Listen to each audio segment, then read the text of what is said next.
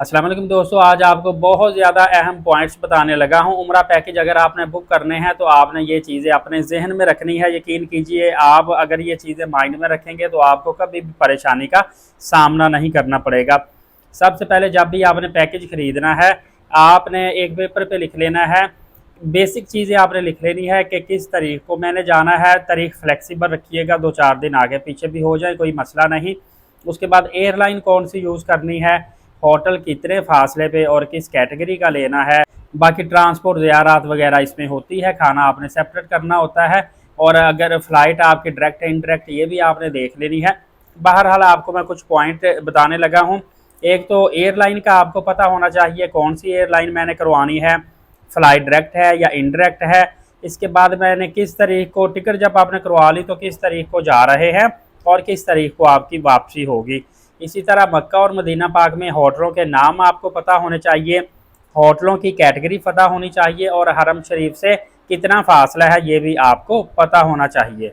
फिर बाज़ औक़ात जो अच्छे होटल होते हैं उसमें ब्रेकफास्ट वगैरह या डिनर शामिल होता है, ये भी आपने कन्फर्म कर लिया करना है। और रूम में कितने अफराद हैं, ये डबल रूम है, ट्रिपल है, क्वाड है या शेयरिंग रूम है, ये भी आपने पहले से कन्फर्म कर लिया करना है। और मक्का मदीना पाक की जो 4 सेक्टर ट्रांसपोर्ट क्या इसमें शामिल है, जद्दा से मक्का की, फिर मदीना की, फिर वापसी मक्का पाक की और फिर एयरपोर्ट की, ये भी आपने कन्फर्म कर लिया करनी है। और फिर आपको जितने भी डॉक्यूमेंट्स जो भी आपके एयरपोर्ट पे या सऊदी अरब में जाके इस्तेमाल होने वाले होंगे उनकी कोशिश करें कापियाँ आपने करवा लेनी है और उनकी पिक्चर्स भी मोबाइल में रख लेनी है। इसी तरह आप सामान एयरलाइन में जाते हुए कितना लेके जा सकते हैं अलाउ है, और वापसी कितना लेके आ सकते हैं ये भी आपने लाजमी पता करवा लेना है। और कंपनी से कोशिश करें मुकम्मल रसीदें वगैरह, होटल वाउचर, हेल्थ इंश्योरेंस, सारा कुछ जो जो मिलता है वो आपने लाजमी तौर पर लेके रख लेना है। कोशिश करनी है कि हमेशा आपने रजिस्टर्ड जो ट्रैवल एजेंसी है वहाँ से पैकेज लेना है।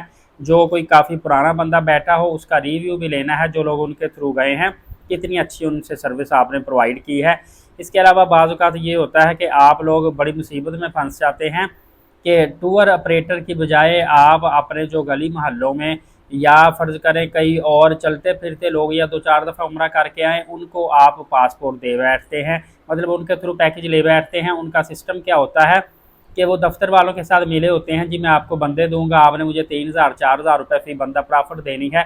तो इस तरह क्या होता है कि पैकेज में 3-4000 रुपये का इजाफा हो जाता है। जो आपने उसको प्रॉफिट देनी वो कोशिश करें डायरेक्ट आप अच्छे रजिस्टर्ड जो ऑफिस होता है आटा वाला उनसे डायरेक्ट आप रब्ता कर लें, वहाँ से आपको पैकेज काफ़ी ज़्यादा सस्ता मिल जाएगा।